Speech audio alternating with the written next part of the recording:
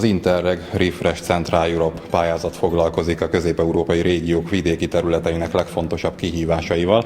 Ilyenek a már nem használt ipari örökségek, amelyeket új tartalommal kell megtölteni. Ennek kapcsán nyílt egy kiállítás a Komlói Múzeum új kiállítótermében, és ennek kapcsán beszélgetünk Béni Tibornéval. Láthatjuk ezeket a gyönyörű bőrből készült termékeket, és én elsőként azt kérdezném, hogy mióta foglalkozik ezeknek a termékeknek a készítésével. 66-ban kezdtem a ipari tanulónak, és már ott nagyon tetszett a cipőgyártás, mai napig is imádom, és azt, ami nagyon tetszett, hogy úgy kerültem oda 15 évesen a bőrbe, és úgy is mentem nyugdíjba, hogy a bőrrel foglalkoztam, tehát egy olyan cégnél, ahol szintén cipőgyártás volt. Körülbelül 6 évvel ezelőtt férjem azt mondta, hogy bőrösök vagyunk, először is tudni kell, a Karbonban dolgoztunk mind a ketten a cipőgyárban, és ő azt mondta, hogy egyszer nyugdíjas lesz, életálmát megvalósítja azzal, hogy kulacsokat fog gyártani, és hát igen, lettek is szép termékek, egyre több, és eldöntöttem, hogy akkor én kiváltom a vállalkozást, és akkor kézművesként árulom a termékeket. Először is összeválogatjuk a bőröket, szép színesek legyenek, és hát megmondom, hogy apró lukakat először párba, hogy utána szép öltésekkel és kézzel, megfelelő térnával varjuk. Van olyan bőr, amivel mondjuk könnyebb dolgozni, vagy amivel kell dolgozni? Hát igen, a mappa bőrökkel főleg, mert azok puhák, klasszul lehet formálni, nyújtani, és tényleg, hogy azzal a legjobb dolgozni. És tényleg ebben csöppvarrás nincsen, varrógéppel, ez minden kézzel, aprólékosan.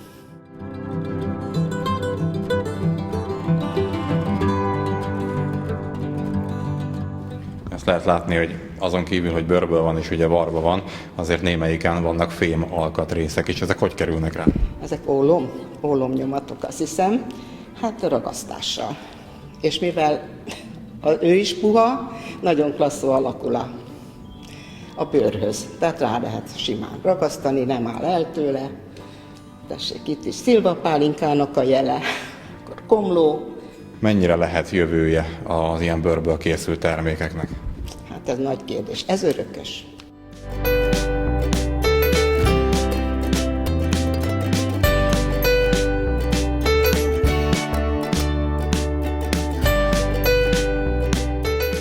Hát nagyon régen készítek kerámiát, igazándiból valamikor régen az édesapám hozta létre a Kishajmási kerámia üzemet. És én ott lábatlankodtam, ott nőttem föl, és megszerettem ezt a szakmát, úgyhogy a középiskolás éveim után úgy döntöttem, hogy ez lesz az, amit én szeretnék csinálni. A Kaposvári Házipari Szövetkezetnél kezdtem, ott voltam tanuló, és habán kerámiát készítettünk abban az időben. Azután Kishajmáson is kerámiát készítettem egy ideig, és utána önálló vállalkozóként nagyon fiatalon nekivágtam, hiszen akkor az ember azt készíthet, amit szeret. Hát a folyamat elég hosszadalmas.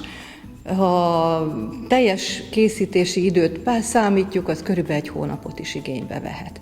Maga a tárgy elkészítése, ha korongon készítjük, akkor 3-4 perc alatt meg lehet korongozni, de utána ide tesszük, oda tesszük, forgatjuk, szárítjuk, fület teszünk rá, leszivacsoljuk, és körülbelül 1 hétig fátyolgatjuk, azután mehet a kemencébe. A fazekas árut 960 fokon égetjük a kemencében, általában 5 órán keresztül ízzik, és utána 1 nap a hűlési ideje. Azután kivesszük a kemencéből, és jönnek rá, hogy a díszítmény, írókával is lehet rá díszíteni, ecsettel is, tehát akkor döntjük el, hogy ez milyen minta kerül fel rá, és azután mázozzuk. A máz egy üvegbevonatot képez az edény felületén, ez adja meg a fényét, a használhatósági értékét növeli, és persze ezt újra rá kell égetni a felületre. Ezt én általában 1000 fokon égetem, ez is egy 5-6 órás folyamat, szintén ugye égetési idő, hűlési idő, és mire ez mind lejátszódik, el szokott telni 1 hónap.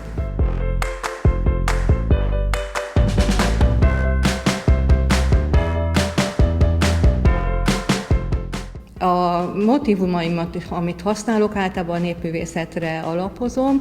Én nagyon fontosnak tartom, hogy a mai világban a köznapi ember valami belátást nyerjen a régi hagyományos jelképrendszereknek az elemeire, és hát ezeket mutatom föl a kerámiáimon is. Az életfárs kerámiákon, a családi formákat ábrázolunk, hiszen minden virágnak más jelentése van ebben a magyar hagyományos alkotó motívumrendszerben, például minden nőszemély tulipán. És hogyha az a tulipán bimbós, akkor még kislányról van szó. De hogyha a tulipánnak a közepe kicsit nyitott, akkor már ugye férhez adták azt a lányt, és hogyha megszülettek a gyermekei, akkor a tulipánnak ahány gyerek született, annyival több szirma kerül oldalt. Most is nagyon sokan érdeklődnek az iránt, hogy lehetne tanulni, hogy lehetne ebben részt venni, hogy az alkotókedvét, a lelkesedését, a saját energiáit ebbe fordítsa valaki, tehát hobbi szinten nagyon sokan érdeklődnek kerámia készítés iránt.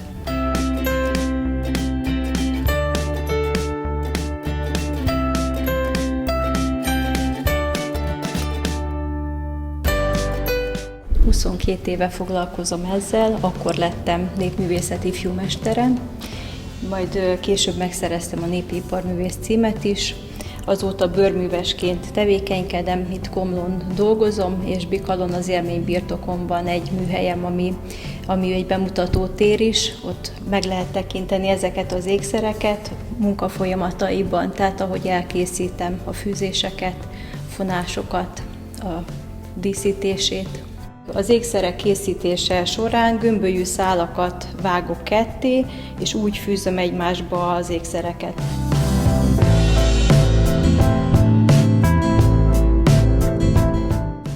Mennyi idő egy ilyen kisebb karkötőt elkészíteni, és mennyi idő mondjuk egy ilyen komplett mellény? A mellény az egyik legnagyobb darab. Ez körülbelül 3 hónap alatt készült el egy népművészeti pályázatra, amit meg is nyert. Körülbelül egy olyan fél óra alatt elkészül egy ilyen karkötő. De sokan nem gondolnak abba bele, hogy ez a karkötő, ez nem csak úgy megtermett az alapanyaga, hanem ezt én állítom elő. Tehát ott kezdődik a dolog, hogy megveszem a táblabőrt, azt fölhasítjuk szálakká, gömbölyűvé teszem, és elkezdek fűzni. Tehát ez, amit mondtam, ez csak a fűzés idejét jelentette. Az előkészítés legalább ugyanannyi idő, vagy még több.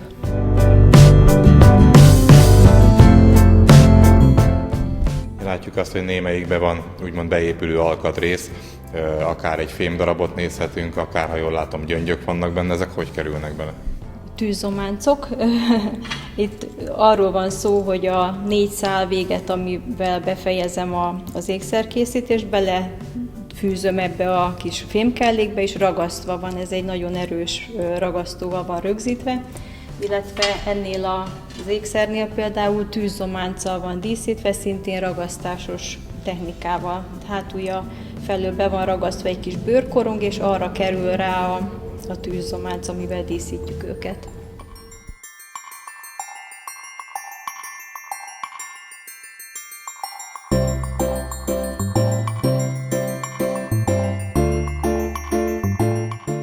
Mióta foglalkozik ön mézes kalács készítéssel? Hát körülbelül a kedvtelés szintjén 20 év óta én tanítónéni voltam. És miután nyugdíjba mentem, ez 6 évvel ezelőtt történt, attól kezdve igazán szerettem volna ezt csinálni, és úgy döntöttem, hogy addig is azt csináltam, amit szerettem volna, és nyugdíjas koromban pedig ezzel foglalkozom.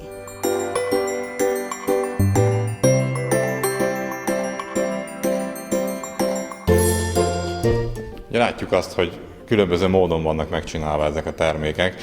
Mennyi kézügyesség kell hozzá, illetve mennyi idő, most ha itt többet megnézzük, nyilván az egyszerűbb, az mondjuk gyorsabban megvan, de például, hogyha megnézzük ezt a mézes kalács házat, akkor az mennyi idő, amíg elkészül? Hát ez körülbelül 2 nap. Ugye nem arról szól a dolog, hogy reggeltől estig csak ezzel foglalkozik az ember.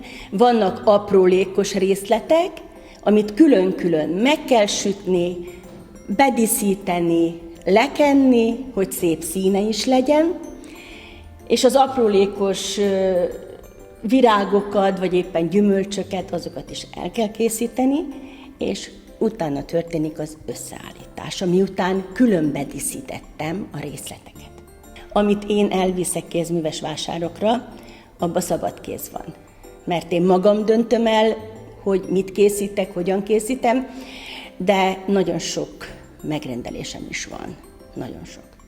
Amerikától, Anglián át, Németországon, Ausztrián át viszik a termékeket.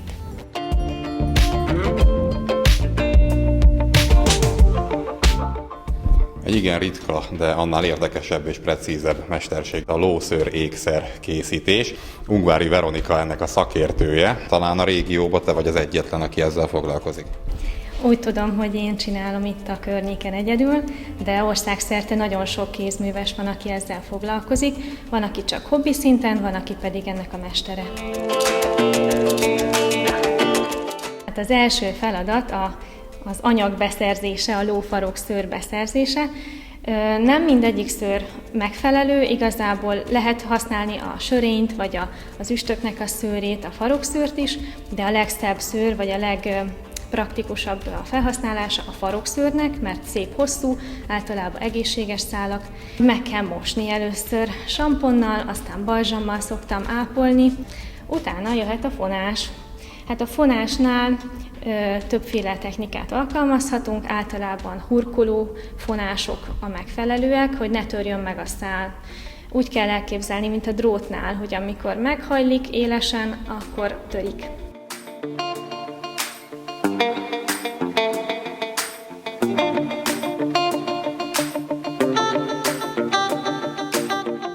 Van olyan ékszer, aminél például a 4-es fonást lehet használni nagyobb tincsfonáshoz. És még van a forgástest, amit itt láthatnak.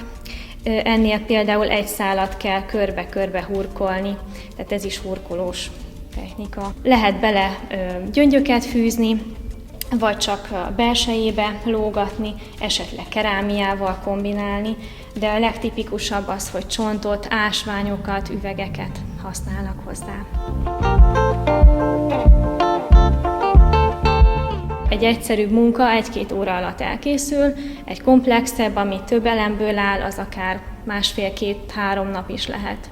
Azt gondolom, hogy ez egy különlegesség, és fel tudja dobni a modern ruhákat is, pláne, hogy a minimalizmus, ez egy új irányzat, és igencsak fel tud dobni egy ilyen kis egyszerű ruhát, egy szép díszes ékszer.